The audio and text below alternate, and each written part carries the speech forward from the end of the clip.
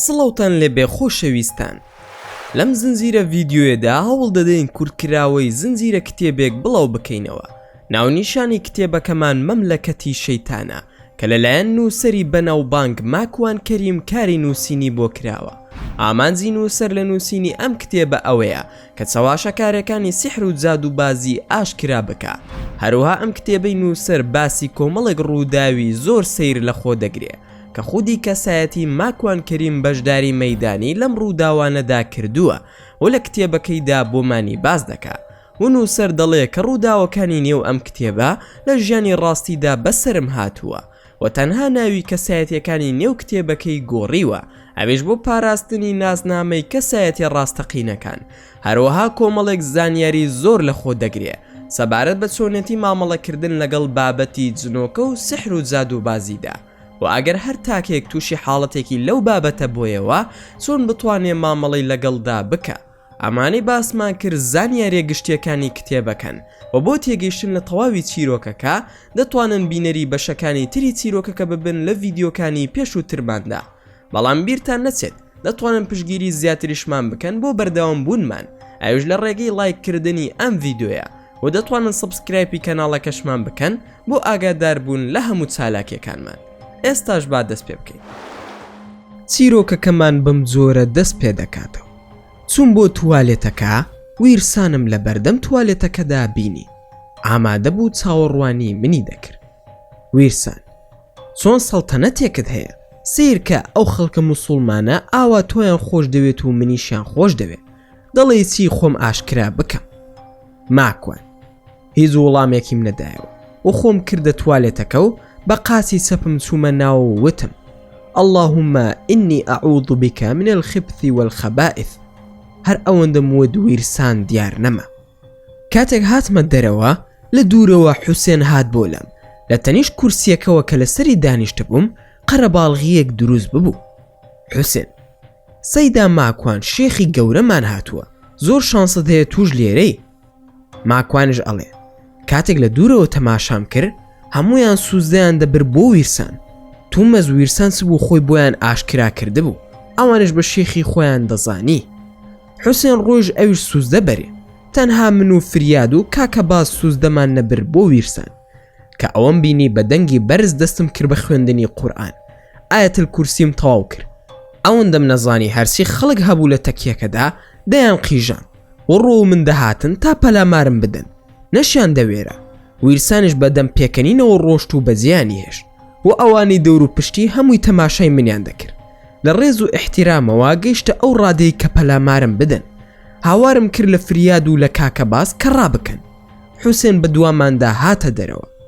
حوسێن وتی: ماکوان، چی ڕوویداوە؟ سرم خەریکە ئەتەقێ. ماکوان: دەید لەگەڵ ئێمە شەیتان زانی من لەوێم هجومی هێناوە، دواتر بۆتان باز دەکەم کە چی ڕوویداوە. پێکەوە ڕامان کردە دەرەوە. حوسێن وتی: کاکە دەچین بۆ ماڵی خۆمان. ماکوان: نادەچین بۆ لای سامان، چاوەڕێمان دەکات تۆش وەرە بۆ ئەوێ. پێکەوە چوین بۆ ماڵی سامان و هەردوو هاوڕێکانم بە سامان ناساند و باسی سامان و ناسینی حوسێنمان کرد بەیەکەوە. حوسێنش لەوێ بوو. دوای پشوویەک من و حوسێن چوینە بەڵەکۆنەکە. پێم وت: برام، تۆ پیاوێکی باشی، بۆچی واز ناهێنی لە بیر و باوڕی شیعەگەری و نابیتەوە بە ئەهلی سوننە و جەماعەت؟ براکەم، وەڵڵە عەلەوی بوون کوفرە، هیچ پەیوەندیشی نییە بە ئیسلامەوە. بۆیە داوات لێ دەکەم کە پیاوێکی عەزیزی و بەڕێزی وازیان لێ بهێنە و بگەڕێەوە بۆ سەر ڕێگەی ڕاست. خۆشم دەوێ با تووشی کێشە نەبی لە دونیا و لە قیامەتیشدا. حوسێن: ئێکاکە خۆ من ژنەکەشم سوننەیە و خەڵکی دیار بەکرە. ماکوان: براکەم، وەڵڵا تەنانەت ژنەکەشت دروست نییە بە دیارتەوە بێ، تۆ دینت خۆش دەوێ بۆ بەڕاستی و دروستی شوێنی ناکەوی. حوسێن: کاکە خۆ من عەلەوی نیم، هەر شیعەی 12 ئیمامیم. ماکوان: ئەوان تا ڕادەیەک لە عەلەویەکان باشترن، بەڵام براکەم ئەوانش هەر فیرقە و تایەفەن، زۆر دوورن لە ئیسلامی ڕاستیەوە. حوسێن: ئەوان بە کافر دەزانی تۆ؟ ماکوان: نەخێر، بە تایەفە و فیرقی ئیسلامیان دەزانم و تاوانبارن و بیر و باوەڕیان تەواو نییە، زۆر کاری قێزە و نیشان هەیە، دوورن لە ئەهلی سوننەوە. حوسێن: واتا چۆن؟ ماکوان: چۆنی ناوێ بە دەخاڵ بۆ دڕوون دەکەمەوە، ئەگەر وانە بوو بڵێ ماکوان تۆ ڕاز ناکەی، بزانێت چەندە جیاوازن لەگەڵ سونەت و جەماعەتدا. حوسێن: تۆ دەزانی من زۆر تۆم خۆش دەوێت و دەشزانم ڕازگۆی، تکایە ڕاستیەکانم بۆ ڕوون بکەرەوە، ئەوەی تۆ بیڵێی بڕوات پێ دەکەم.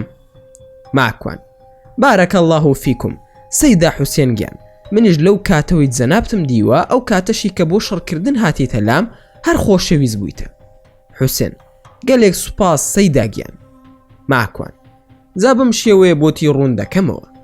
یەکەم، شیعە پێی وایە تا ئێستاش وحی بۆ ئیمامەکانیان دێت لای جوبرائیلەوە عەلەیهی سەلام، بەڵام ئێمەی ئەهلی سوننا پێمان وایە لە دوای وەفاتی پێغەمبەر درودی خودای لەسەر بێ وحی کۆتایی هاتووە. دووەم، شیعە پێی وایە هاوکار و هاوبەشکار هەیە لە کارەکانی خوای گەورە لە بڕێوەبردننی ئەم گردونە.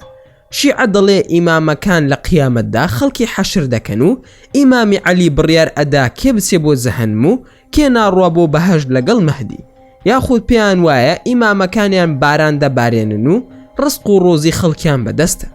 ئێمەی ئەهلی سونەت باوەڕمان وایە کە خودای گەورە تاک و تەنهایە و توانە و هێزی زانستی بەسەر هەموو کاروبارەکاندایە، بێنیازە و پێویستی بە کەس نییە و ئێمە هەمومان پێویستیمان بەوە بە پێغەمبەری شەوە درودی خودای لەسەر بێ، بە ئیمامی عەلی شەوە ڕەزامەندی خودای لێبێت و هەموو خەڵکی بەگشتی.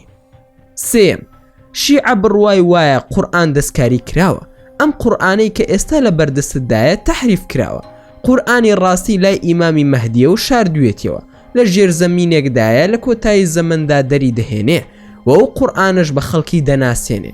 ئێمەی ئەهلی سوننە و جەماعەت دەڵێن قورئان دەستکاری نەکراوە، هاوڵان لە پێغەمبەری خودا و درودی خودای لەسەر بێ گواستویانەتەوە لە سەرەتای دابەزینی قورئانەوە لە مەککەوە نووسراوەتەوە.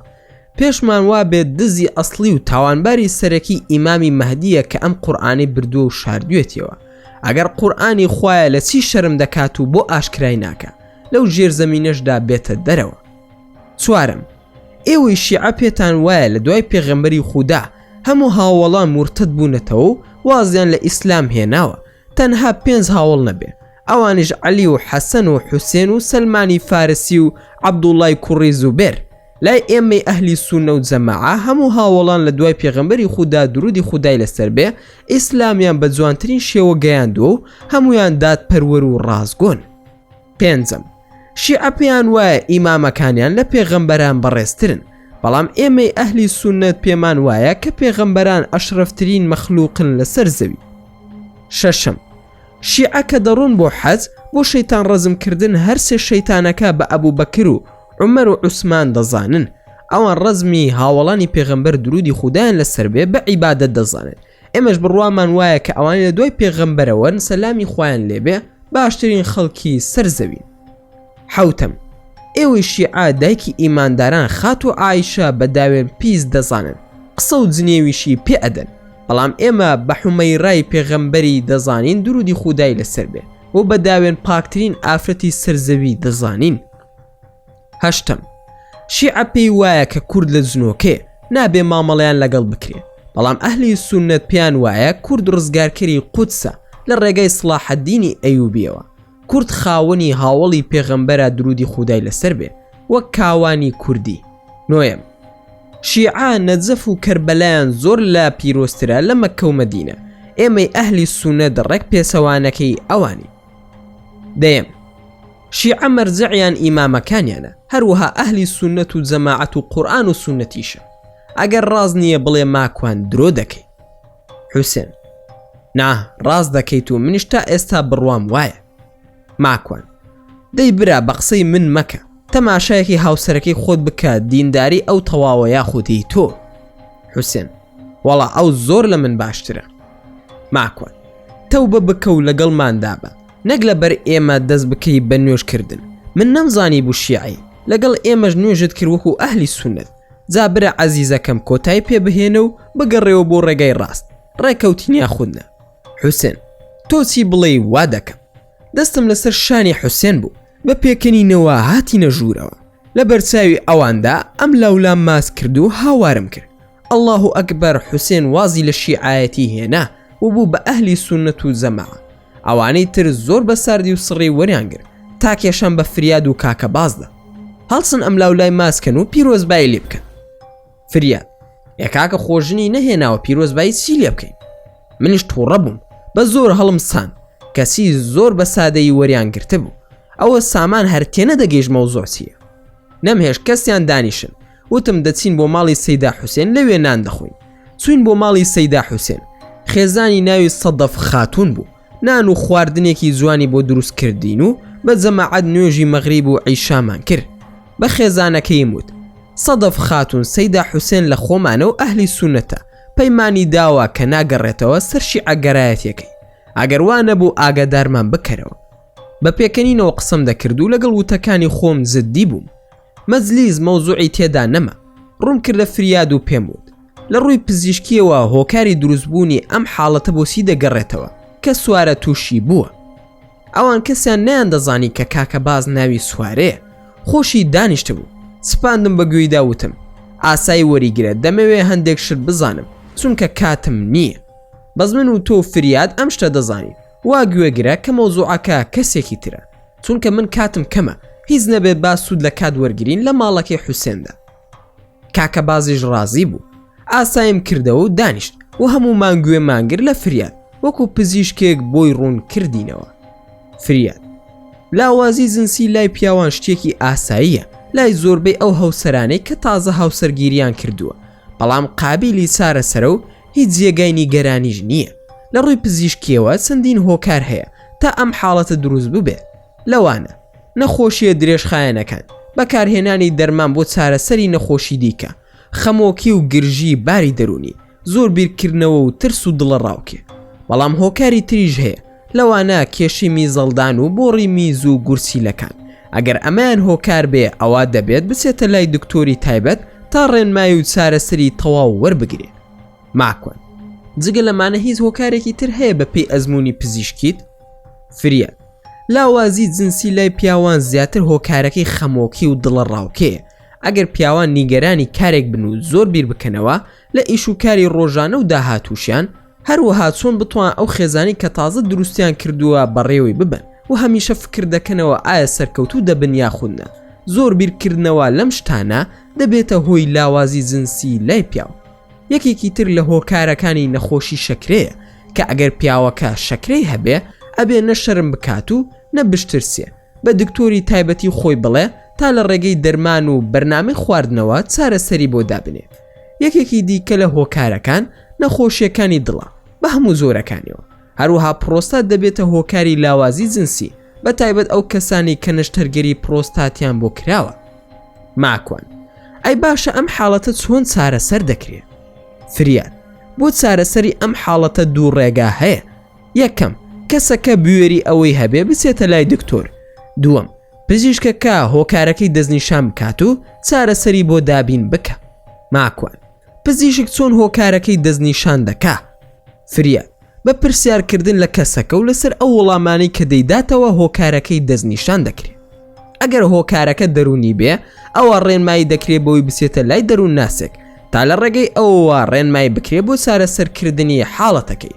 خۆ ئەگەر هۆکارەکەی جستەیی بێ ئەوە دکتۆرەکە خۆی چارەسەر و ڕێنمایی تەواوی دەداتێت تا باش دەبێت. بەڵام بۆ هەر یەک لەو هۆکارانی کە بۆم باسکردن شێوازی چارەسەری جیاوازەیە. باشە با من لێرەدا پرسیارێک لە تۆ بکەم ماکۆن لە ڕووی دەرونیەوە و لە ڕووی سیحرەوە چۆن و چی ڕوئەدا؟ زۆر کەس هاتوونەتە لای ئێمەی پزیشک نەمانتوانیوە دەستنیشانی نەخۆشیەکەیان بۆ بکەین. هەرسی پرسیاری لێ دەکەین هەموو ئامرازەکانی جستەی ئاساییە کەسی توانای نییە لەگەڵ خێزانیدا جوود ببێ.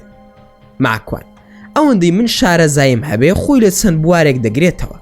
لەوانە سیحری بەستن بریتە لە تۆڕی ماسی یا خوشلیف و گونیە و تەلیسمەکانی پیادا دەخوێنن و بە تێب یاخود پەڕۆ یان عەلاگە بە دەوریدا دەیبەستن یاخود تەلیسمی سێکسی بە دەوریدا دەئاڵێنن و نووسینی تەلیسمی تایبەت هەیە بۆ ئەو سیحرە. هەر کەس بیکار ڕاستەوخۆ کافر دەبێت و لە ئاینی ئیسلام دەچێتە دەرەوە. هەندێک زارێژ لە وێنەی خێزانەکە دەکرێت یاخود بەشێک لە جلوبەرگی یاخود مووی لاشی پیاو دەبن بۆ ساحیرەکە و ئەویش سحری لێ دەکات و دەبێتە هۆکاری ئەوەی یان بێز و قێز لە خێزانی بکاتەوە یاخود کە دەیبینێ وا هەز دەکات کە دایکێتی یاخود خوشکێتی یان زۆر ئەترسێ. هەروەها پێچەوانەکەشی ئافرەت ڕقی لە مێردەکەی دەبێتەوە توانای نییە و بێز دەکاتەوە زۆر جار لە کاتی سەرجەیدا دەڕشێتەوە یاخود دەگری لەم بارەیەوە زانایانی ئیسلامیش زۆر قسەیان لەسەر کردووە لەوانە ئەبوو قودامەی مەقدیسی باسی هەمان حاڵەت دەکا فریاد ئەی چارەسەر چییە؟ چارەسەری ئاسانە گەڵای هەر دارێک لە قورئاندا ناوی هاتبێ حەوت گەڵای لێ بکەرەوە و لە بینی دوو بەردا وردی بکە و بیخە ناو ئاوی زمزم یاخود ئاوی باراناوی وەکو گەڵای سیدرا هەنزیر و هەنار و مۆز و خورما یان زەیتون و هەتا دوای ئینجا سوورەتەکانی قولی بەسەردا بخوێنە کە بریتین لە چوار سوورەت قل يا أيها الكافرون قل هو الله أحد قل أعوذ برب الفلق قل أعوذ برب الناس دوای ئەوە ئاەت الکورسی و ئینجا با کەسەکە خۆی پێ بشوە بە پشتیوانی خوددا چارەسەر دەبێ هیچ کێشەی نامێنێ بە مەرجێک نەچوو بێ بۆ لای ساحیر فریاد ئەگەر چوو بۆ لای ساحیر چی ڕوودەدا؟ ماکوان ئەو کەسەی بچێ بۆ لای ساحیر و جاد و بازەکان کافر دەبێ پێویستە تەوبە بکات و سەر لە نوێ موسڵمان بوونی خۆی ڕابگەێنێتەوە و دوو ڕکعات نوێژی تەوبە بکە فریاد ئەی هیچ هۆکارێکی تر هەیە بۆ ئەوەی پیاو نەتوانێت بچێتە لای هاوسەرەکەی؟ ماکوان دەبوو ئەمەیان تۆ باسی بکەی زۆر پیاو بە هۆکاری ئەوەی لە کاتی گەنجیدا تووشی کەپتی و پوکانەوەی سێکسی بووە زیاتر ئارەزووی نێربازی کردووە هەروەها ئەویش تووشی ئەو کارە بووە کە ژنی بۆ دەهێنن ناتوانێت لەگەڵیدا جۆت ببێ ئەوەش هۆکارێکی ترە کە زۆر ترسناکە من دەپرسم خۆ ئەوە نەخۆشی نییە؟ فریاد نەخۆشی نییە تەنها حەز و ئارەزووە ماکوان دەتوانێت وازی لێ بهێنێ یاخود نا؟ فریاد بەڵێ حەزێکی شازی سێکسیە وەکو جگەرە وایە دەتوانێت وازی لێ بهێنێ نەخۆشی نییە و ئارەزووە ڕاستەوە هۆکارێکی ترە کە بەداخەو لە ناو گەنجەکاندا زۆر بڵاوە ماکوان دیاردەیەکی تر هەیە لە هەندێک پیاوی بە حورمەت و خاوەن ڕەوژ ڕوئەدا ئەویش بەو هۆکارەوەیە کە لە ژیانیدا پرۆسی سێکسی ئەنجام نەداوە بە هۆکاری ئەوەی یەکەم جارێتی و تووشی شۆک دەبێ توانای ئەو پرۆسەیەشی نامێنێ فریاد ئەوەش ڕاستە کێ ئەم کارە خراپانە دەکا؟ ماکوان ئەوەی ئەو کارە دەکا خەڵکی تر بە پارە فێر دەکا تەنها ساحیرێکی عێراقیە کە خەڵکی مووسڵە و سابئیە و لە دەرەوەی عێراقدا ئەنیشێ و شوێنی نادیارە ماڵی زۆر کەسی وێران کردووە ناویشی ئەساحر و سفلی کەرم ئەزەمان سابئی سحرەکانی زۆر پیسە و دەوڵەمەندەکانی خەلیج و عێراق زۆر مامەڵی لەگەڵ دەکەن و هەموو سحرەکانشی بە ئاشکرا دادەنێت و باسی کوفر و پیسی و خراپەی خۆی بە ئاشکرا دەکا وەکەسی سوبحان الله خەڵکی موسڵمانیش دەچێت بۆ لای و نازانێت کە کافر دەبێت کاکە باس ئەی لەو ساحیرانە لە کوردستان نییە؟ ماکوان زۆر بڕوا بکە بە هەزارەها ساحیری تێدایە بەڵام بە ناوی شێخ و مەلا و ڕوحانیەتەوە خۆیان دەناسێنن و هەمویان دەجزال و خراپەکارن و ماڵی خەڵکی وێران دەکەن و کۆمەڵگەیان شێواندووە بەسەر یەکتردا شەو گەڕاینەوە بۆ ماڵی سامان بۆ خەوتن لە ڕێگادا کاکە باس پرسی کاکە سوور من چارە دەکرێم یاخود نە؟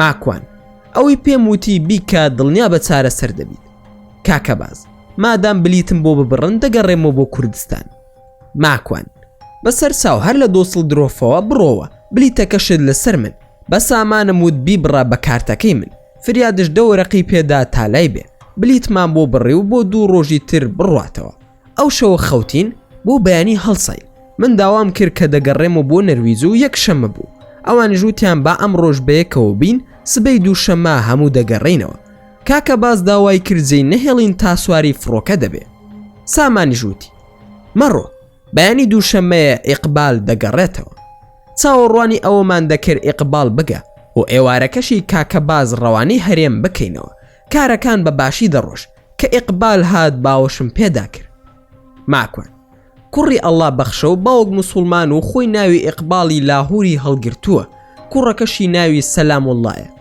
کە تەماشای سەرسنگم کرد زنجیرێکی سەلیبی لەسەر سنگ بوو ماکوان تۆ مەسیحی یاخود موسڵمانی؟ ئیقبال من موسڵمانم ماکوان بۆ ئەو پرسیارە دەکەی؟ ماکوان ئەی ئەو سەلیبە چییە لە ملتە؟ ئیقبالش بە پێکەنی نەوتی ئەوە کە تەنها دێم بۆ ئەوروپا دەیکەمە ملم کاتی خۆی لە فەڕەنسا کە ئیقامەم وەرگرتووە وتومە مەسیحیم دەنا من هەر موسڵمانم ماکوان جانتاکەی بەدەستمەوە بوو دامەوە دەستی هەموو گیانم سوور بۆیەوە پێیم وت ئەی ئەحمەق خەڵک بۆ ماڵی دنیا و ئیقامە دینی خۆی دەگۆڕێت. ئیقبال من تەنها بۆ ئیقامە کردومە، مەبەستم ئیقامە بووە. من هەر موسڵمانم لەگەڵ ئێوەش نوێژم دەکرد، خۆ من کافر نیم بۆ تووڕە بووی. ماکوان ئەی باوکت ئەم شتە دەزانێ؟ ئیقبال ناجا بۆ ئەو بزانێ. ماکوان بەخوا ئەگەر لەبەر ئەوە نەبێ کە باوکت وەکو سپاردەیەک تۆی ناردووە بۆ لای من، سوێن بە خودا لێرە جێم دەهێشتی. ئەو سەڵیبە لە ملتا لا بۆ فڕێ بدە، یان ئێستا بڕۆ بە دیاری بیدە بە کڵێسایەک، ئینجا دوای ئەوە قسە دەکەین. هەتا هاتمەوە قسەم لەگەڵ نەکرد، دوای بۆم باس کرد ئەگەر موسڵمان بە درۆشەوە بڵێ وازم لە ئیسلام هێناوە کافر دەبێ، مەگەر زۆری لەسەر بێت و ڕۆحی بپارێزێت. خۆ تۆ ئیقامەت لەسەر مەسیحی بوونت وەرگرت بێت هەر دروست نییە، لەبەر ئەوە تۆ کافر و بێدین و مرتەدی. فریاد کاکە وازی لێبێنە کەیفی خۆیەتی، حەقت نەبێ بەسەریەوە با تووشی گۆبەنێکت نەکە. ماکۆن کاکە فریاد بە بۆنەی ئەم هەتیوە تووشی زۆر کێشە هاتم، بمزانی بە ئاوا دنیاویست و ژیان ویستە بۆم نەدەکرد و وامزانی پیاوە، بەڵام خوێڕی دەرچوو. ئیقبال باشە من چی بکەم ئێستا؟ ماکۆن بڕۆ خۆت بشۆ و شایەتومان بهێنەرەوە، بگەڕێەوە بۆ فەڕەنسا و لەوێ بڵێ من موسڵمان بووم لە ڕێگای کوڕێکەوە کە کووردە ناوی ماکوانە، ئەو موسڵمانی کردومە و بڕوان بە مەسیحیەت نەما و دینەکەشم دەگۆڕم. ئیقبال بۆ تۆ کێشە نییە وا بڵێم؟ ماکوان بۆچی کێشەیە زیڕەکەی؟ خۆ موسڵمانم کردووی، نەم کردووی بە دزیان مافیا. ئیقبال وەڵڵاهی نەمزانی بوو ئاوا قورسە حکومەکەی دەنا هەرگیز وام نەدەکرد.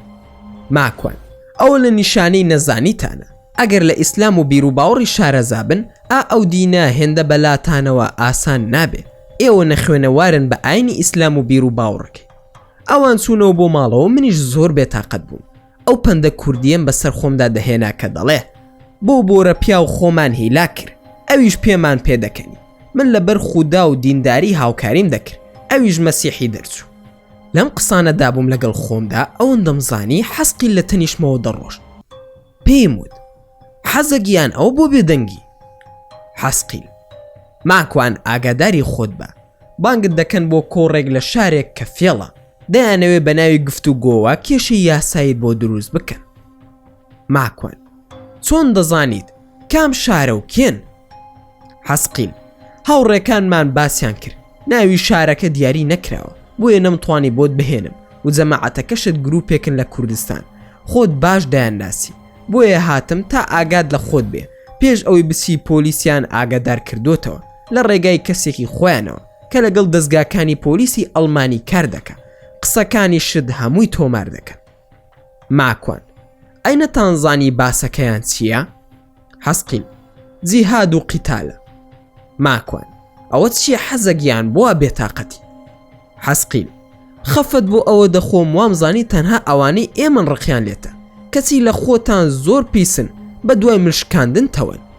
دەستی سەسیل خۆش بێ، دەیویست هەمویان تووشی حۆلی و گێژی بکە، بەڵام شێخ بەرقان نەیهێش.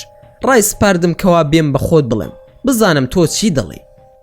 ماکوان هیچ ناڵێم، با تەلەفۆن بکەن ڕێک ڕازی دەبم، دەچم باسی جیهاد و قیتال دەکەم. حەسقیل نامەڕوو با تووشی کێشە نەکەن، بە قسەمان بکە و بگەڕێەوە بۆ نەرویز و بڵێ کاتم نییە، لەبەر خاتری من وا بکە. ماکوان حەزەگیان خاتری تۆ لەسەر سەر و سەرچاوم، بەڵام وانەیەکیان فێر دەکەم کە هەتا ماون بیریان نەچێتەوە، ئەگەر دروست وایە دەمناردن ئیشم بۆ بکەن، بەڵام حرامە و نایکەم. دەستی تۆ و شێخ بەرقان خۆش بێ، ئەگەر بۆتان کرا بە ئارەزوی خۆتان و توانای خۆتان هاوکاریم بکەن لە زانیاری، بە کاکە سەسیل بڵێ خۆشەویستە و ڕێزمان هەیە بۆی و چاومانە، حرمەت و ڕێزی تایبەتشم بگێنن بە شێخ بەرقان. حەسقیل عەلەینا و عەلەیکومە سەلام، من دەڕۆم، ئەو موستی لەو دیاری من بۆ لەگەڵ خۆت هەڵناگیری. ماکوان وەڵڵاهی حەزە بیرم نییە، بەڵام پرسیارێکم هەیە، بۆچی حەنانە دیار نییە لەگەڵ ڕاقی؟ حەسقیل حەنانە لەسەر شێوەی ئەو ئافرەتە خۆی نیشانی تۆ داوە، ناتوانێ خۆی بگۆڕێ، هەمیشە لەگەڵماندایە و خۆی نیشانی تۆ نایە، چونکە شێخ بەرقان وتی دروست نییە. ماکوان زۆر سڵاوی تایبەتی من بگێنە بەو خوشکە جنۆکەیەم. حەسقیل هەرکە زانیمە هەر شتێکی نەخوازرا و ڕووبدا بێخەم بە ئاگادارت دەکەینەوە. ماکوان کاکە یاخوا ماڵتان ئاوا بێ، تەلەفۆنەکەم زەنگی لێدا و منێژ هەڵم گرت. پێمی وت جەنابەت کاک ماکوانی؟ ماکوان بەڵێ فەرموو من ئەوم.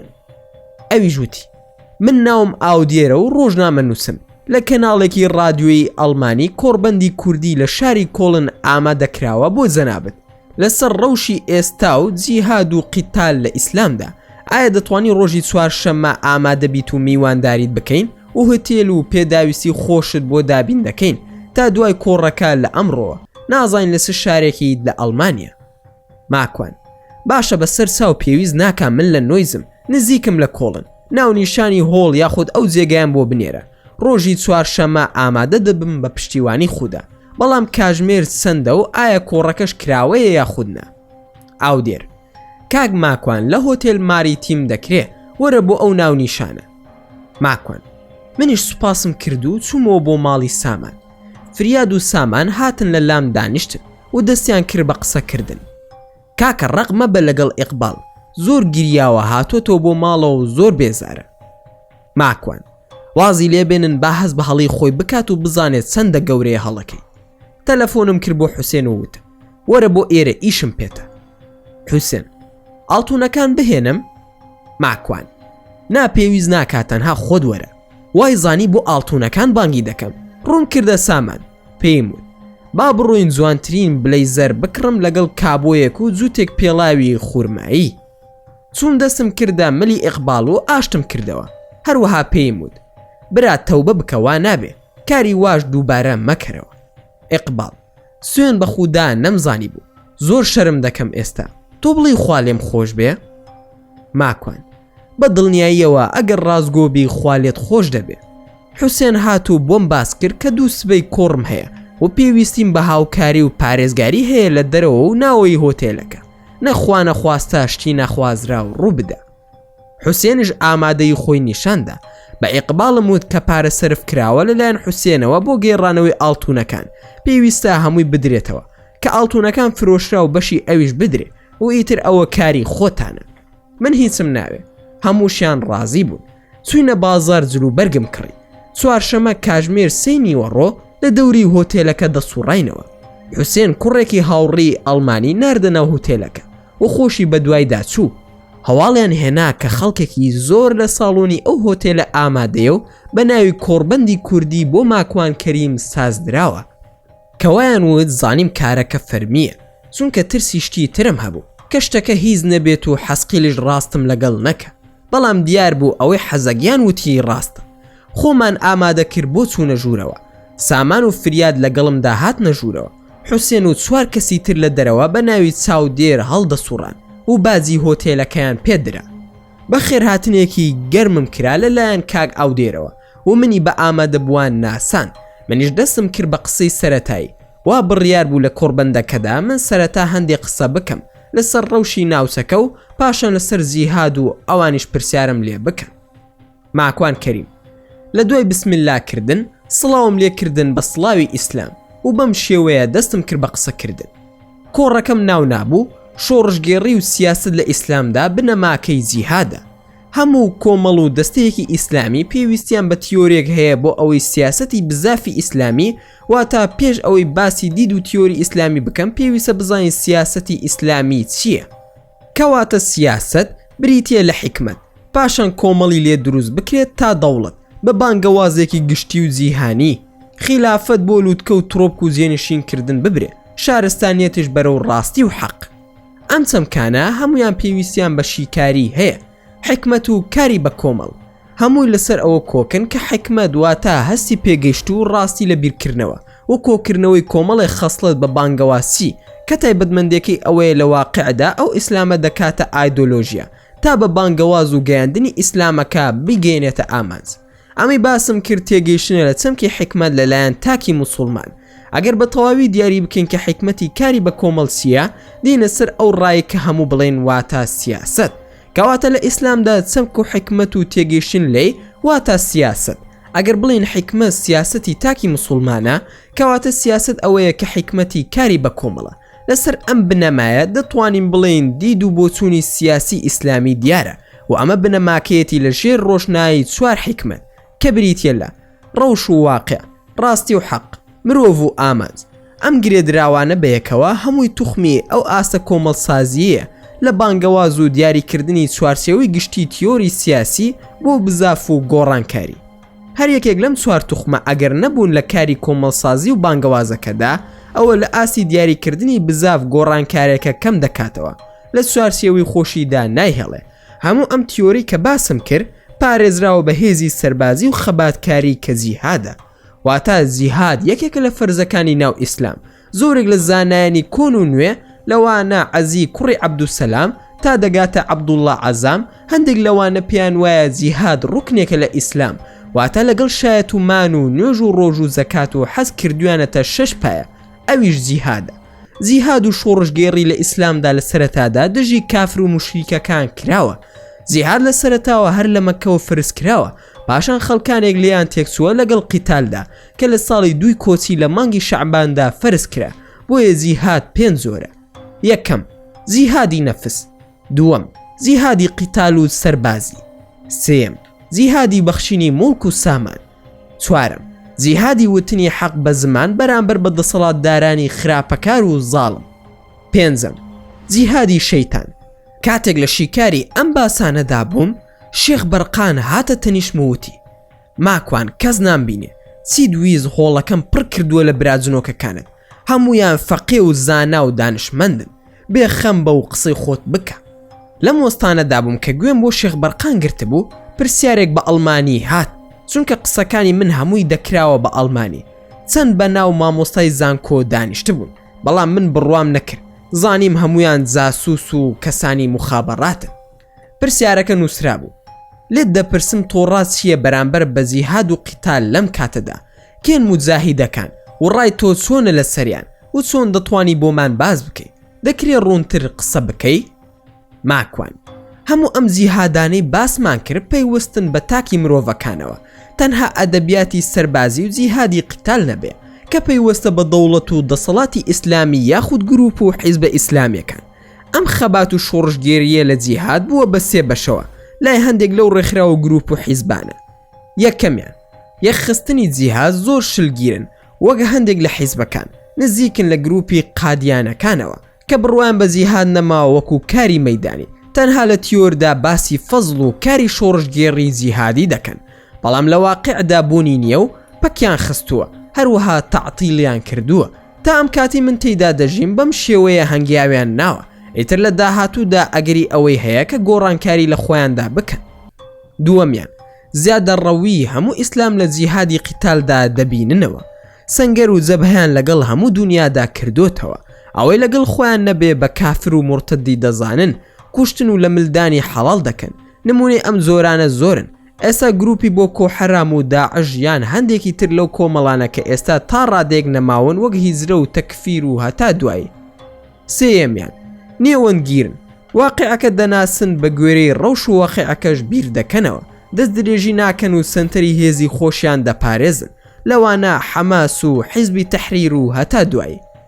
پرسیارکەرێکی کوردیش وتی: ناوم فازڵ ئەحمەدە، سەرۆکی ڕێکخراوی مادلیام. بە هەردوو زمان پرسیارەکە دەکەم بۆ ئەوەی ئەو مامۆستایانش کە هاتوون لە زانکۆی هانۆڤەرەوە تێبگەن. جیهادی تەڵب و دەفع چییە؟ کاک ماکوان بێ زەحمت بۆمان باسکە، هەر ئەم دوو زۆرە قیتال هەیە یاخود چی؟ ماکوان: بەڵێ ڕاستە، جیهادی قیتال و سەربازی دوو زۆرە لە ناو ئیسلامدا. زۆری یەکەم پێی دەوترێت جیهادی دەفع، واتە پاڵپێوەنان و خۆپاراستن، و زۆری دووەم پێی دەوترێت جیهادی تەڵەب و داواکردن. جیهادی دەفع بریتیە لەو خەبات و کۆششەی کە خەڵکی دەیکا لە سەر خاک و نیشتیمان و سەروەت و سامانی خۆی و ماڵ و خێزانەکەی و پاراستنی شەڕەف و کەرامەتی خۆی و خانەوادەکەشی. ئەم جیهاد و کۆششە لە لای هەمووان ناسراوە، پێی دەوترێت دیفاع لە خۆکردن و پاراستنی گیانی خۆت. جیهادی تەڵەب بریتیە لەو کۆشش و خەباتەی کە تا ئێستا موسڵمان بە کەمی لی تێگەیشتون لەم سەردەمەدا، بۆیان قود ناسێت و لەبەر ئەوەی کە خۆمان دواکەوت و هیچ نەزانین و شارەزانین لە دینەکەمان، بۆیە زۆر بە دەگمەن دەبینین خەڵکانێکمان هەبێ لە جیهاد و کۆششی تەڵەب تێبگەن کە بانگەوازێکە بۆ ئەم دینە و ئەم ئیسلامش کە دینی کۆتاییە. لە دوایەم ئاینە هیچ ئاینێکی تر نایە کە وشەکانی وشەی خۆی باڵا دەستە و لەسەر شانی یەک بە یەکمان پێویستە ئەم دینە بۆ خەڵکی ڕوون بکەینەوە و بانگەوازی بۆ بکەین. تا ئێستا چوارێکی جیهان ئەم ئاینەی پێگەیشتووە. مەبەستیش لەوەی کە پێغەمبەری ناردووە درودی خودای لەسەر بێ خۆ تەنها بۆ عەرەب نەهاتووە بەڵکو بۆ هەموو جیهانە، کەواتە یەکەم کاری کۆشش و خەباتی جیهادی تەڵەب بریتیە لە بانگەوازکردن بۆ ئاینی ئیسلام، نەوەکو ئەوەی خەڵکی لێی تێگەیشتووە کە بریتیە لە شەڕکردن لە پێناوی ئیسلامدا. دوو تێگەیشتنی جیاوازە، بیر و باوەڕ بە زۆر بڵاو ناکرێتەوە، بەڵام بانگەواز لەسەر هەموو لایەکە، مەرز نییە تەڵەبەکە بە چەک و قیتال بێ. دەبێت لەوە تێبگەین کە ئەرکی سەرشانمانە بگەڕین بەم جیهانەدا بۆ بانگەوازکردنی ئەم ئاینە. ئەگەر موسڵمان ڕوونی نەکاتەوە خۆ ئەوروپیەکان دەڵێن عیسا کوڕی خوایە، یان خەڵکانێکی تر گا ئەپەرستن، یان خەڵکانێک هەر نازانن پەرستن چییە، هەیەدار دەپەرستێ یان ڕۆژ دەپەرستێت و هەتا دوای. فازڵ ئەحمەدی ژووتی: واتە مەسیحی و دینەکانی تر ڕاز نین؟ ماکوان، قسەکانم تەواو نەکردووە، با تەواوی بکەم وەڵامی ئەوەشت ئەدەمەوە، تکایە بیرۆکەکەم با بگە. متەرجمەکە ژووتی: تکایە کاک ماکوان هێواش قسە بکە بۆ ئەوەی بتوانین بە باشی تەرجمەی بکەین.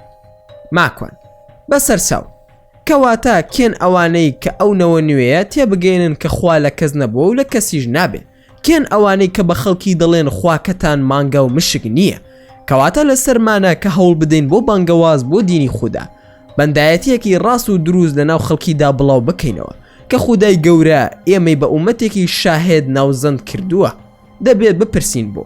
خودای گەورە دەفەرمێت لە ئایەتی 143 لە سوورەتی بەقەرە، دەفەرمێت: هەروەک چۆن ڕێنماییمان کردن بۆ قیبلەی ئیبراهیم عەلەیه السەلام، ئابە و شێوەیە کردومانن بە ئومەتێکی دادپەروەر و چاکترینی ئومەتەکان بۆ ئەوەی لە ڕۆژی قیامەتش ببن بە شاهێد لەسەر خەڵکی، کەوا پێغەمبەرەکان پەیامی خۆیان بە خەڵکی گەیاندووە و پێغەمبەرش ببێ بە شاهێد لەسەرتان کە پەیامی خوای بە ئێوە گەیاندووە. لێرەوە کە ئەرکەکی خۆت زانی کە تۆ شاهێدی، سبەی لە ڕۆژی قیامەت خوای گەورە لێت دەپرسێتەوە، دڵی خۆیە گیان ڕۆشتم دینەکەی تۆم بڵاو کردەوە، گویان بۆ نەگرتم یاخود گویان بۆ گرتم، کاری تۆ لێرە تەواو بوو، بەڵام تا ڕۆژی مردن تۆ دەبێت هەر بانگەواز بکەیت. ئەمە جیهادی تەڵەبە، گوتاری جیهاد و شۆڕژگێڕی ئیسلامیم لەسەر دامەزراندووە، نەک تەنها قیتال مەبەستم بێ.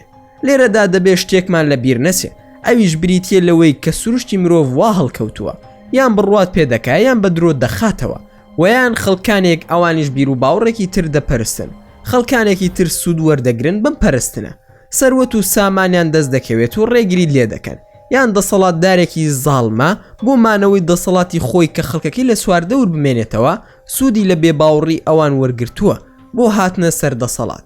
بێشک و گومان لەسەر قسەکانت دژایەتی دەکا، بۆ سەو کەمینت بۆ دادەنێ و بە سوپا و شمشێرەوە دێنە بەردەمت. خۆ ناکرێت تۆ بڵێ ملم ئامادەیە بۆ سەربڕین، بێگومان دەبێت تۆش سوپات هەبێت و شمشێرت هەبێ بۆ گەیاندنی بانگەوازەکە ئەگەر دەوڵەت و دەسەڵاتت هەبوو. ئەم چەنکی بانگەوازە پێویستی بە شمشێر نییە لە ئیسلامدا، بەڵام کاتێک بەرامبەرەکە ڕێگات پێدەگرێت و شمشێر لێ دەردێنێ، ئەو کات تۆ پێویست بە سوپا و شمشێر دەبێ، کەواتە فکر بە فکر، گفتوگۆ بە گفتوگۆ. هەر کات بەرامبەرەکە شمشێری دەرهێنا دەبێت تۆش ئامادەبی. مسلمانان کە دەسن ناوچەیە خەڵکی ناکوژن لەسەر ئەوەی کە مسلمان نین، بانگەوازەکە دەکەن، کێ وەری گر سەرفرازە، ئەوەشی کە گوێی ڕانەگرت و وەری نەگر خۆی زەرەرمەندە و بەزی دەهێڵی بۆ خودای گەورە، ئەوە خوا خۆی حکمی دەدات لە قیامەت، کەواتە تۆ بۆت نییە هیچی لێ بکەی، تەنها بانگەواز بۆ خەڵکەکە دەکەی، وەک ئیمامی عومەر کە بە سوپاکی بچوونایە بۆ جیهاد دەیوت: ئاگاتان لە جووتیاران و خەڵکی ڕەش و ڕوود بێ، چونکە بە سروشتی حاڵ خەڵکی بە دوای ژیاندا دەگەڕێ و حەزی بە ئاژاوە نییە، ئەوەی کە ئاژاوە دەنێتەوە ئەوەیە کە دەسەڵاتی لە کیز نەچێ، لە ڕاستیدا ئەوەی کە خێر بێ خەڵکی خێرا دوای دەکەوێ. مسلمان هەرگیز ژن و منداڵ و پیر و پەکەوتان ناکوژێ، بەڵکو شەڕی شەرفمەندانە لەگەڵ هێز و تواناداراندا دەکا، چونکە مسلمان تەنها لەگەڵ سوپادا دەجەنگێ. ئەوە مای سەربەرزی مسلمانانە کە لە هیچ مێژوویەکی باوەڕ پێکراودا نەبووە کە مسلمانان خەڵکی ڕەش و ڕوود بکوژن، و یەسوونەتە هەر جێگایە خۆشەویستیانە دڵی خەڵکیدا چەسپیوە و خەڵکی زوو باوەشی بۆ کردوونەتەوە کە لە واقعدا ڕەوشەکە لە بەرچاوە. نمونە وەک میسر، سەربازی ئیسلامی بەرەو میسر ڕێکەوتن، مەسیحەکانی میسر ڕاستەوخۆ چوونە ناو سوپای ئەمری کوڕی عاز دژی سوپای ڕۆم و جەنگیان کرد. ئەم مێژووە مسلمان نەینووسیوە، قەشە یوحەنا نووسیەتی بە ناوی مێژووی میسرەوە کە دەڵێن میسر واتە لیبیا و سوودانی ئێستا، چونکە خەڵکی میسر بێزار بوون لە دەسەڵاتی ڕۆمی و ئەرتۆدۆکسی وڵاتی میسر تا سەدەی هەشتەمی هیزری زۆری نا هەر مەسیحی بوون، ناسرابوون بە ئەرسیونەکان، بە حکمی ئیسلام ڕازی بوون، لەگەڵ موسڵماندا دژی خاسپەرستان زەنگیان کردووە. تەماشای ئەڵمانیا بکەن، مزگەوتەکان هێندەی کڵێساکانن لەبەر ئەوەی موسڵمانان بە ئاشتی هاتوون و ڕێگەیان لێ نەگیراوە. خەڵکی لەگەڵ کللتورەکەدا ئاوێتە بووە، چەندین کڵێسا کردراوەتەوە و کراوە بە مزگەوت. کەواتە موسڵمانان تەنها دەجەنگن لەگەڵ گومڕا و دەسەڵاتدارانی خاوەن بەرژەوەندی خۆیان و ورگەزلەکانیان، وەیە پێویستە سوپا لەگەڵ خەڵکانی بانگەوازچیا بن، کەواتە بانگەواز ناکرێ مەگەر سوپای ئیسلام پاڵپشتی نەکە. ئەمە جیهادی تەڵەبە کە دەوڵەت ئەنجامی ئەدا نەکوم تاک. پرسیارکەرێکی کوردی تر وتی: ناوم ڕێبوار نووریە، دەرچووی زانستە سیاسیەکانم لە ئەڵمانیا. پرسیارم ئەوەیە، ئایا مرتد لە ئیسلامدا دەکوژرێ یا خودنا؟ ماکوان: بەڵێ بە دڵنیاییەوە دەکوژرێ. ئەم ڕێسا و یاسایە حکومە گشتێکەیە، چونکە بە فرموودەیەکی ڕاستی پێغەمبەری خودا درودی خودای لەسەر بێ حکومەکە دامەزراوە. دەقی فرموودەکەش بم زۆرێ: من بەدەلە دینەه فەقتلوه. هەرکەس ئاینەکەی گۆڕی دەبێ بکوژرێ. شیکاری لەسەر ئەم فرموودەیە بەم شێوەیە: ئەگەر بە چاوێکی گشتی تەماشای ئەم فرموودەیە بکەین، کەواتە ئەوەی لە ئاینی مەسیحیش بێتە ناو ئاینی ئیسلام دەبێ بکوژرێ. ئەویش چونکە ئاینەکەی گۆڕیوە، یاخود کابرای جوولەکەش موسڵمان ببێ، هەر دەبێ بیکوژین، چونکە دینی جوولەکەی گۆڕیوە بۆ ئیسلام. ئایا تەفسیری ئەم فرموودەیە چۆن دەکرێت؟ لە فرموودەیەکی تردا کە ئەویش ڕاستە و سەحیحە و کۆڕای لەسەر دروست بووە، واتە متفق عەلەیە، تەفسیری فرموودەکەی پێشترمان بۆ دەکات کە دەفەرمێ: خوێنی موسڵمان حرامە کە شەهادەتی هێنا بە خودای متعال و پێغەمبەر درودی خودای لەسەر بێ، مەگەر بەم سێ کردەوەیە خوێنی حەڵال دەبێ. یەکەم، کەسێک کە هاوسەرگیری کردبێت و زینا و خیانەت بکە. دووەم، کەسێک کە بەناحەق کەسێکی تر بکوژێ. سێم، هەر کەس واز لە ئاینەکەی بێنێت و لە کۆمەڵی موسڵماناندا ببڕێ. لێرەدا مەبەست لەو کەسەیە کە موسڵمان بووە پاشان وازی لە ئاینەکەی هێناوە، یان لە بەشێکی یاخود لە هەمووی، ئەگەر لە نوێژکردنیش بێ، بانگەشە بۆ کوفرەکەی خۆی دەکات و ئەو بڕیار ئەدا بۆ موسڵمان، بانگەشە بۆ داهێنانی خۆی بکە، واتە کەسە هەڵگەڕاوەکە پێناسەی ئاینی ئیسلام بکە، بەردەوام تانە و تەشەر و قسەی بێسەر و بەر بکە. ئەمە گومانی تێدا نییە کە دەکوژرێ، واتە ئەو کەسە دەبێتە دوو کارکتەر: یەکەم خوا کە خودای گەورە پەنامان بدە، ئەو بڕیاری ئاین ئەدا. کارکتەری دووەمی جێگرەوەی پێغەمبەرە، ئەو بڕیار و یاسا و ئەحکام دەردەکا بەبێ هیچ بنەمایەک. لە کۆمەڵی موسڵمانان جیاواز دەبێ، نێوانیان تێک ئەدات و خەڵکی لاڕێ و سەر لێ شێواو دەکا. ئەم کەسە دەبێ بکوژێ. نەک لە ئیسلامدا تەنانەت لە هیچ بەرنامە و دید و بۆچوونێکی تردا ڕێگا نادرێ بە کەسێک لە خۆیەوە پێناسە بۆ بنەمایەک بکە کە هیچ وجودێکی نییە، واتە ناکرێ ئەندازیارێ پیشەی پزیشک بەکار بهێنێت و بڵێ من هەندەسەم خوێندووە و لە کاری پزیشکیش دەزانم و نەشتەرگەریش دەکەم. ئەو دەما سندیکەی ئەندازیاران و پزیشکانی هەردوولا سزای ئەو کەسە دەدەن. بە هیچ شێوەیەک ئەمە جێگەی قبولکردن نییە. سزای ئەو کەسەی کە باز لە ئاینێک بکا کە لەلایەن خوداوە هاتووە، لە کاتێکدا ئەو وازی هێناوە لە ئاینەکە و پێناسەی بۆ دائەتاشێت و داهێنانی تێدا دەکا، یاخود کەسێکە لە ناو دەستگایەکی گەورەی دەوڵەتی ئیسلامیدا کار دەکات و هەڵدەگەڕێتەوە. ئەمە لە عورف و یاسای ئەمڕۆدا لە هەموو سەرزەویدا بە خیانەتی گەورە و جاسووسی هەژمار دەکرێت.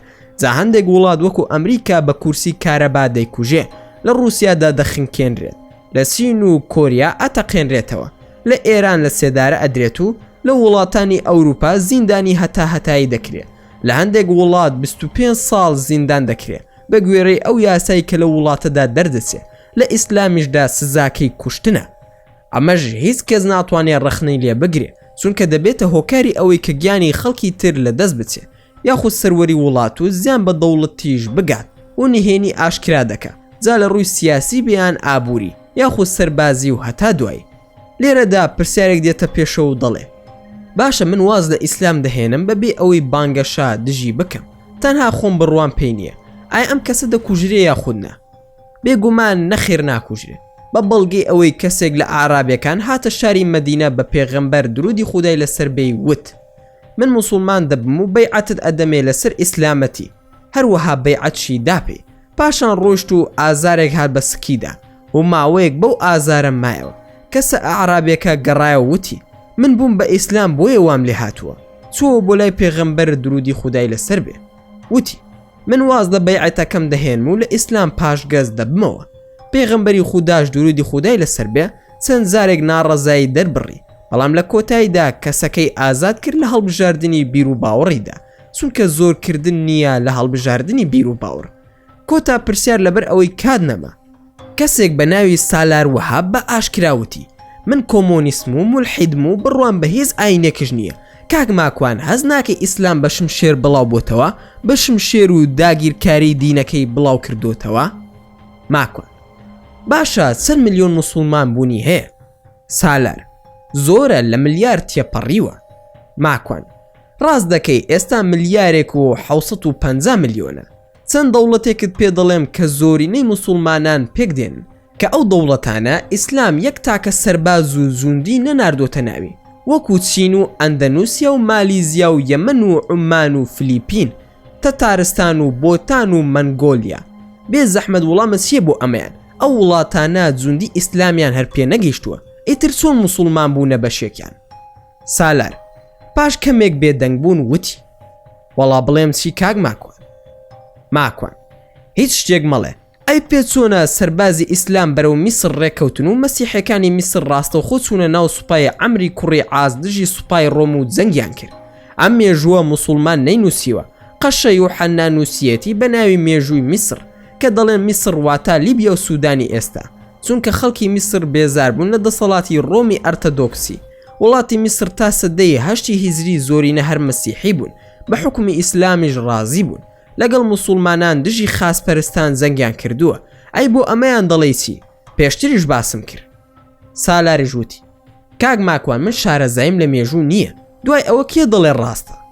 ماکوان زاکاکی خۆم من قسە لە گیرفانم دەرناهێنم، دەتوانی دوای قسەکانمان دابنیشیت و لە گۆگڵ بنووسی یان لە ویکیپیدیا بنووسیت و زانیاری تەواو دەخاتە بەردەست. سالار ئەی کوردستان بە شمشێر داگیر نەکراوە؟ ماکوان نەخێر. سالار ئەی هەموو مێژووەکان و خەڵکی وا دەڵێن. ماکوان کوڕی باش تۆ ئێستا وتت لە مێژوو نازانم، خەڵک کێ تا لە خۆیەوە قسەی وا بکە؟ دەبێت سەرچاوەیەک هەبێت، واز لە خەڵک و مێژوو بێنە. تۆ لە هیچ جێگایەکەوە یان لە هیچ سەرچاوە و خەڵکێکەوە بیستوتە موسڵمانان سوبێتنە سەر دەوڵەتێکی کوردی و داگیریان کردبێ؟ سالار نازانم و شارەزان نیم. ماکوان ئەی مادام چۆن دڵی کوردستان بە شمشێر داگیر کراوە؟ سالار من ناڵێم خەڵکی وا دەڵێ. ماکوان کاکە تۆ واز لە خەڵکی بێنە، تۆ قسەی خۆت بکە، وەرە بە عەقڵێکی مادی بیر بکەینەوە. لە ئەمریکا ساڵی 1960 زاینی لە هەموو وڵاتەیە گرتوەکانی ئەمریکادا 130,000 موسڵمان هەبووە. ئێستا 8 ملیۆن موسڵمان هەیە، بەچی بڵاو بۆتتەوە؟ بە شمشێر بڵاو بۆتتەوە؟ سالاریش بێدەنگ بوو.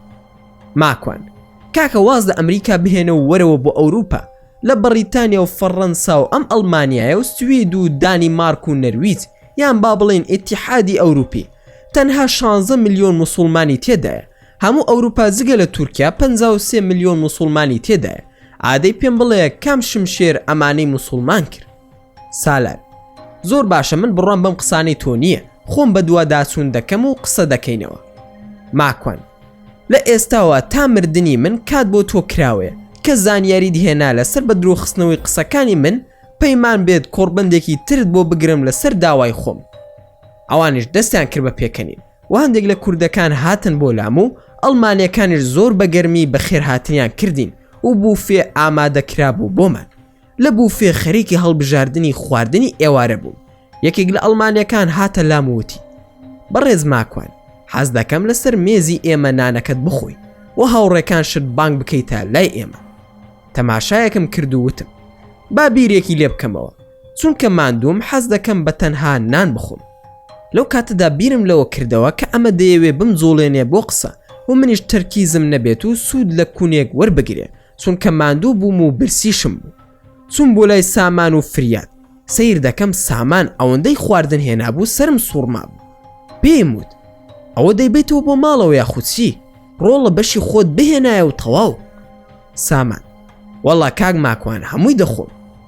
ماکوان ئەیکەیتە کوێ بۆ خاتری خوا، ئەو بکیتە عەلاگە و پڕی دەکا، خۆسکی من زلترە لەوەی تۆش.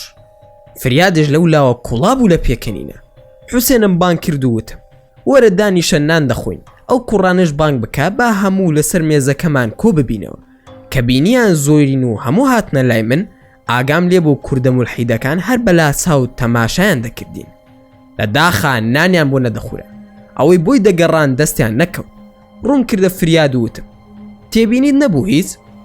فریاد برا کەلێنە تێدا نەهێش ئاگام لە ئەڵمانیەکانش بوو سەرسام ببوون. ماکوان ئەو کابرا ئەڵمانیا داوای لێکردم بسمە لایەندا بنیشم من ئینگلیزیم باش نییە. فریاد وەرە ئەگەر قسە کرا سیقم بەو کوردانە نییە قسەکان تایبەتە ئەگەر تااقەت هەیە وەرە وەرگێڕانم بۆ بکە.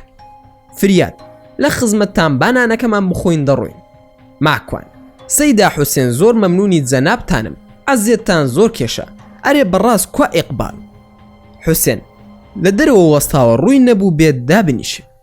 ماکوان بۆستە خۆم دەچم بۆ لای چوون بانگم کرد و هێنامەوە سەر مێزەکە بۆ ئەوەی دڵی نەشکێ لەوە زیاتر لە خواردنەکەی خۆشمم پێیدا.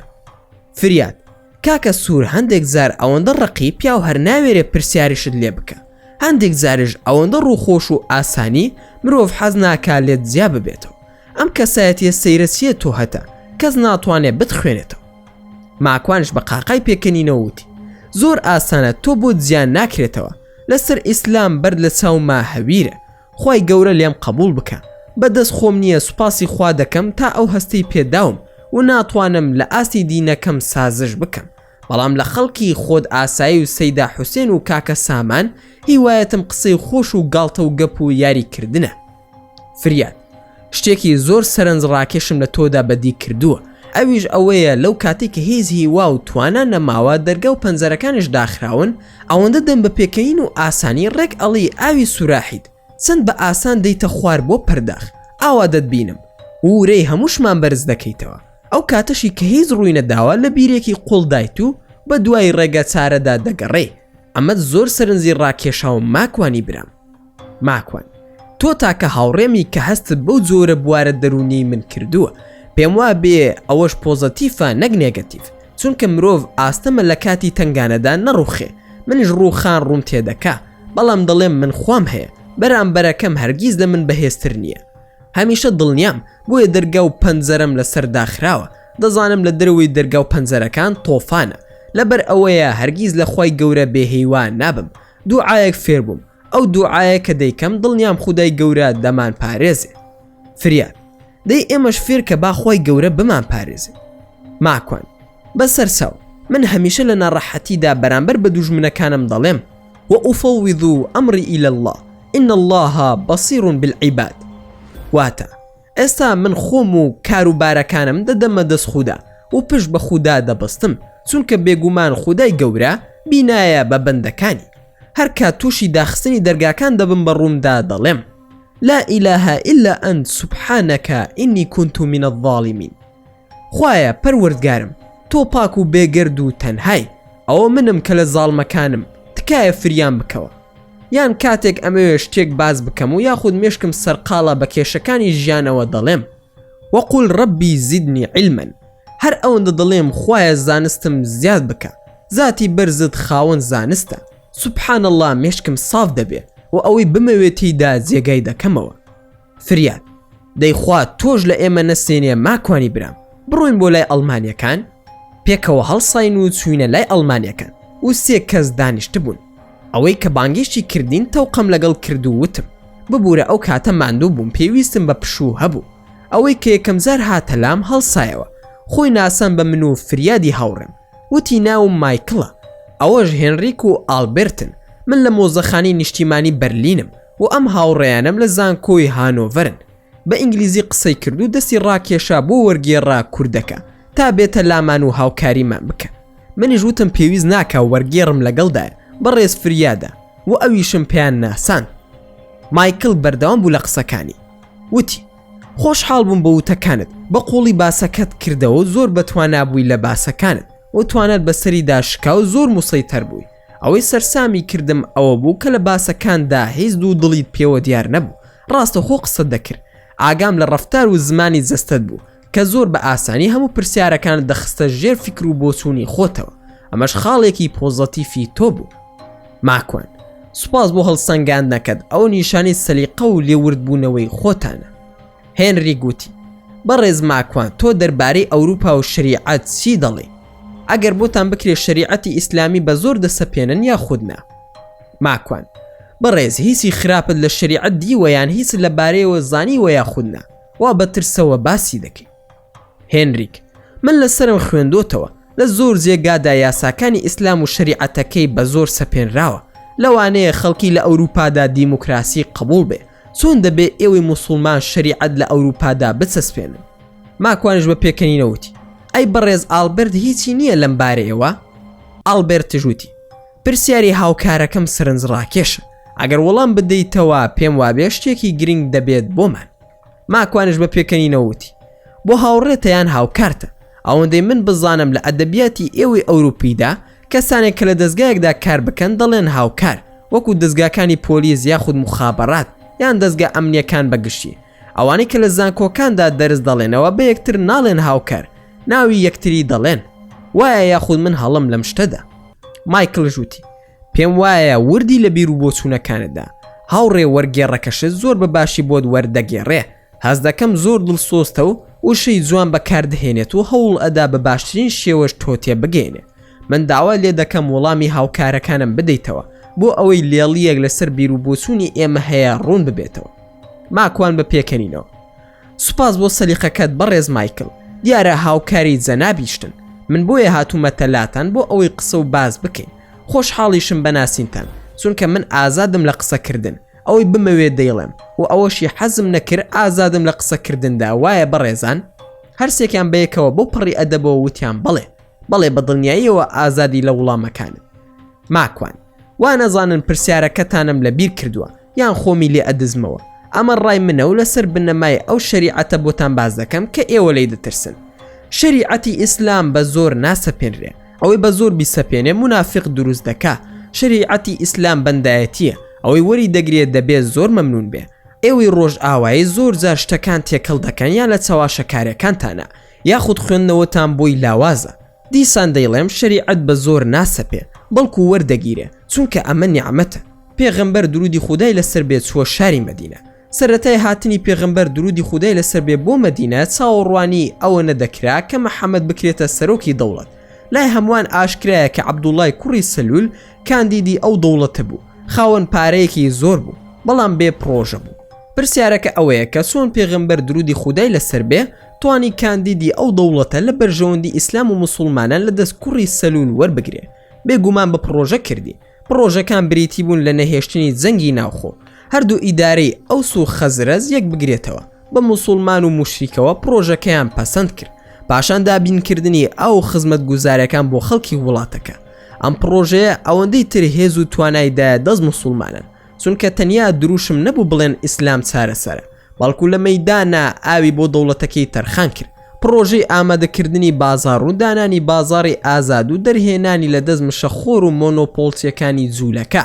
دەتوانین بڵێین بۆرسی ئیسلامی دامەزران کە موسڵمانان خۆیان خاوەنی بازاری تایبەت بن بە ئابووری لە ژێر دەستی خۆیان و ژێرخان و سەرخانی وڵات پارێزراو بێ تا سەروەری ئەو گەلە بپارێزن بە موسڵمان و کافر و موشریک و جوولەکە و ئەعرابەوە.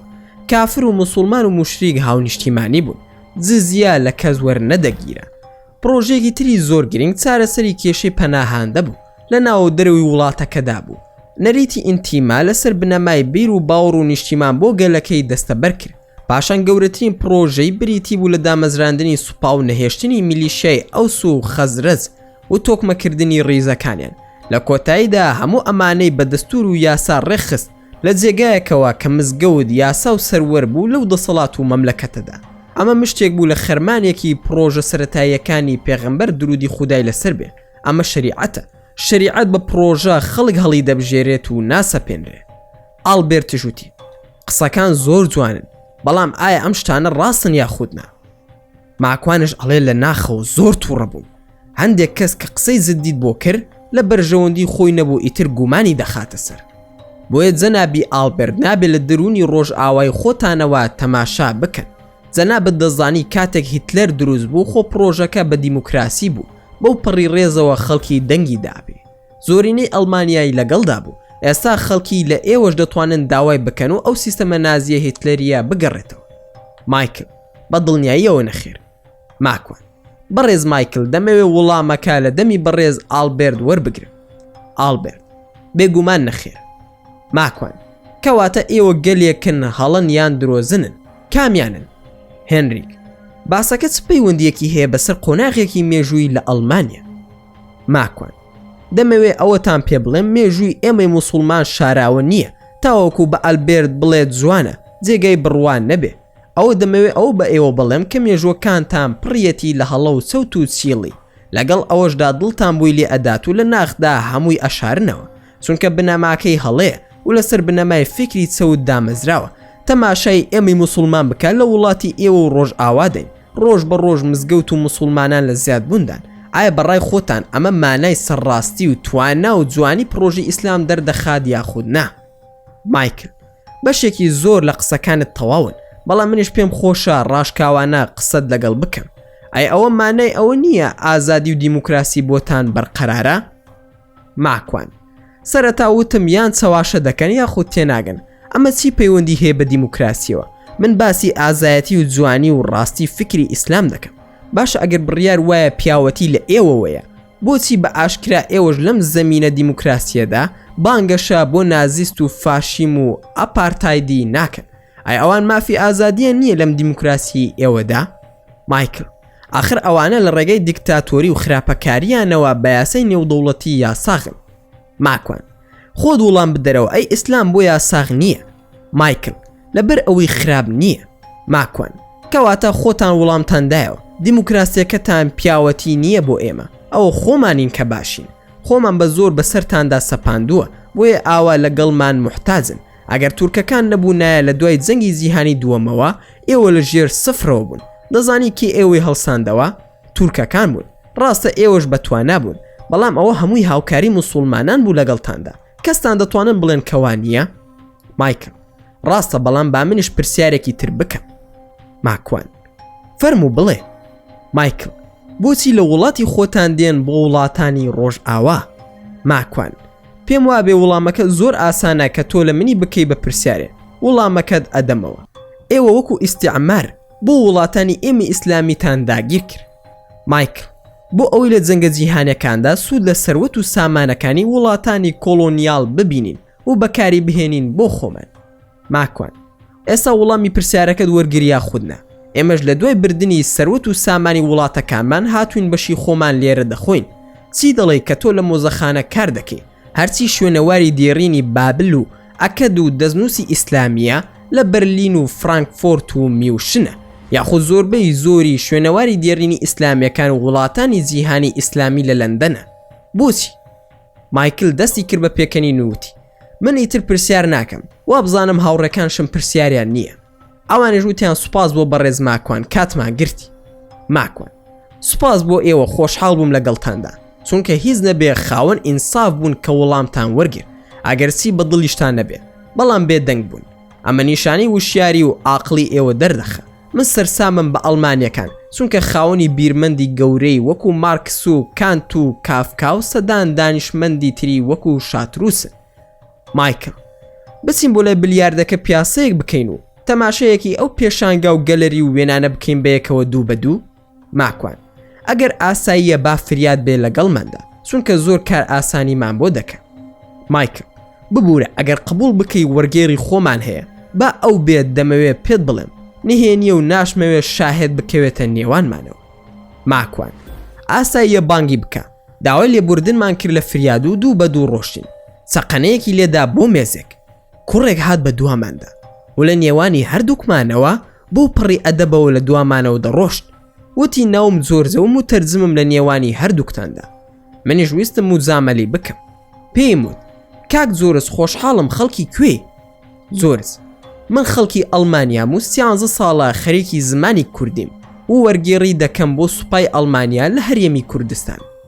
ماکوان ببوورە وامزانی کوردی. جۆرج ئاساییە من کوردی دەزانم. مایکل دەستی کرد بە قسە. دوای ئەوەی کە بۆم وەرگێڕدرا داوای لێکردم کە هاوکاری ئەوان بم لە کار و پیشەکانیاندا و بە زانیاری دروست بۆ ڕێکخراوەکەیان.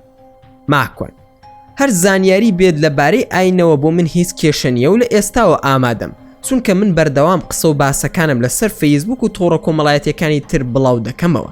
ئەگەر ئێوەش ئەو زانیاریانەتان پێویستە بە خۆشحاڵیەوە نەکوب داوام لێ بکەن بەڵکو بە ئەرکی سەرشانی خۆمی دەزانم. لەو کاتەدا داوام کرد بۆ توالێت بڕۆم. چوون بۆ توالێت و هاتمە دەرەوە. شێخ بەرقان لە بەردەمم ئامادە بوو. داوای لێ کردم کە هیچ ڕەزامەندێک دەرنەبڕم. ئەوانە پیاوی ماسۆنیەتن و بانگێشت دەکەن بۆ ناو ماسۆنیەت و دەستیان لەگەڵ ماسۆنی دنیادا تێکەڵ. ماکۆن بەڕاستە شێخ بەرقانی ژووتی وریابە ناوی ڕێکخراوەکەشیان زۆر لە بابەتی خزمەت و هاوکاریەوە نزیکە بۆ بانگێشت دەکەن ئاگادار بە. لێرە چیرۆکەکەمان ڕادەگرین هەوڵ دەدەین لە ڤیدیۆکانی داهاتوودا تەواوکەری ڕووداوەکان باز بکەین و زۆر سوپاسان دەکەم کە تا ئێستا بینەری ڤیدیۆکەمان بوون. ئەگەر ڤیدیۆکەتان بەدڵ بوو ئەوە هەر ئێستا لایکی ئەم ڤیدیۆمان بکەن و هەروەها شێریشی بکەن لەگەڵ هاوڕێکانتاندا. وەلە بیرشان نەچێت ئەگەر ئەتانەوێت هەمیشە بابەتی ناوازە لە کەناڵەکەی ئێمە ببینن ئەوە هەر ئێستا سەبسکرایبی کەناڵەکەمان بکەن و زەنگۆڵی تەنیشتی سەبسکرایبەکەش چالاک بکەن. وەلە بیرشان نەچێت هەڕەخنە و پێشنیارێک یاخود بیرۆکی ڤیدیۆیەکتان بۆ کەناڵەکەی ئێمە هەیە دەتوانن هەموویمان لە کۆمنتی ئەم ڤیدیۆدا بۆ بنووسن و دووبارە سێبارە سوپاسان دەکەم بۆ تەماشاکردنی ڤیدیۆکە. تا ڤیدیۆیەکی تر و تا کاتێکی تر هەر شاد و بەختەوەر بن و خواتان لەگەڵ بێت و ئامانەتی خوددا بن.